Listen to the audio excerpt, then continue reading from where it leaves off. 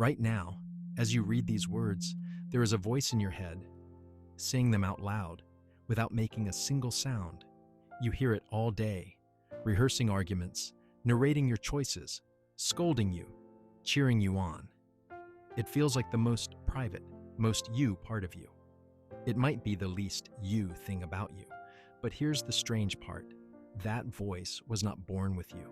You learned it from other people. And stranger still, some people don't have it at all. So who is talking in there? And who is listening? Tonight, why do we talk to ourselves? Stop and listen to it.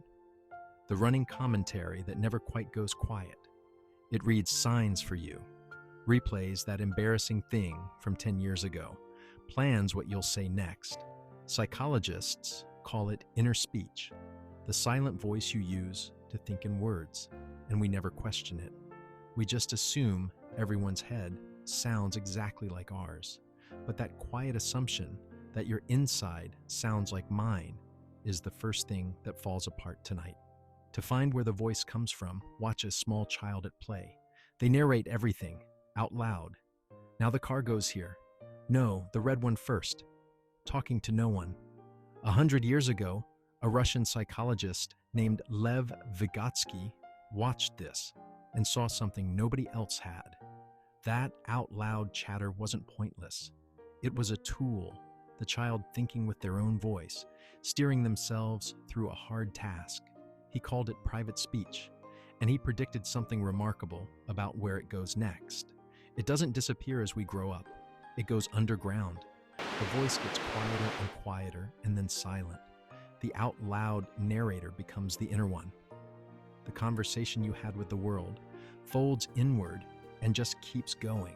So your inner voice isn't simply something you were born running.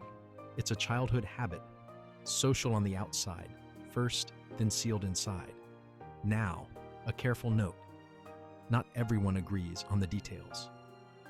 Another giant of psychology, Jean Piaget, read that same childhood chatter differently, as a phase that simply fades, not a voice that moves inside.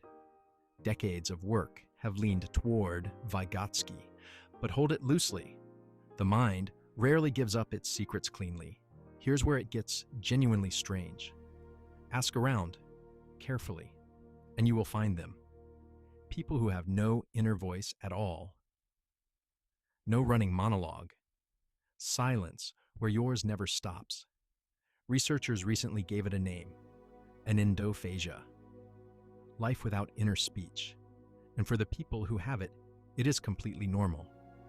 They don't think in sentences.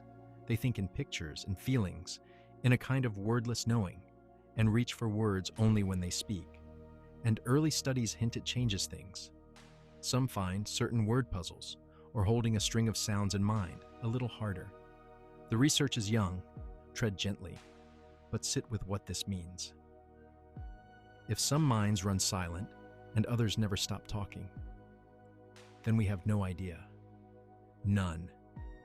Whether the voice in your head sounds anything like the voice in mine, we never could.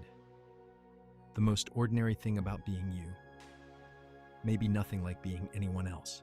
So step back and ask it like an engineer. Why would a brain build a voice just to talk to itself?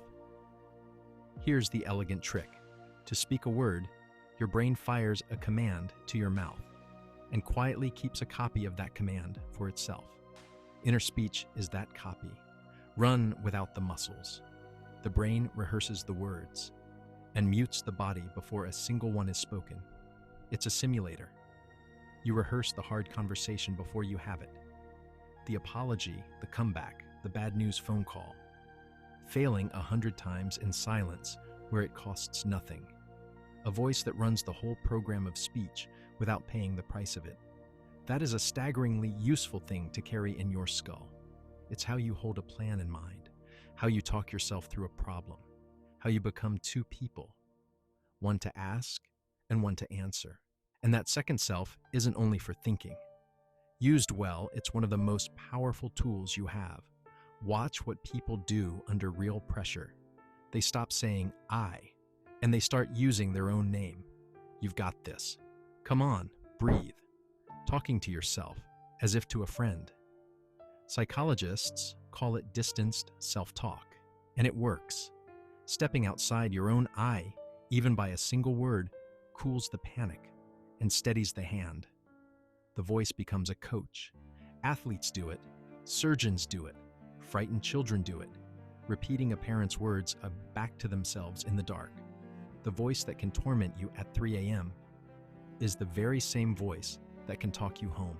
But here is the quiet twist at the heart of it. That voice feels utterly private. Yours alone. Nobody else can ever hear it.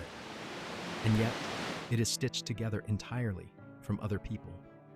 Your mother's warnings, a teacher's praise, the exact phrase a friend always used, the words you were scolded with, and the words you were loved with. The most intimate thing about you is also the most borrowed. You think in a language you were handed, in voices you were given, which leaves the strangest question of all. When you talk to yourself, who exactly is speaking and who is listening? It feels like two people. The one who asks, "What should I do?" and the one who answers. But there is only one of you in there. Maybe that's the real magic of the inner voice. It lets a single mind become a conversation, to question itself, to argue, to change its own mind. We may never settle who the speaker truly is, but perhaps the self was never one fixed thing.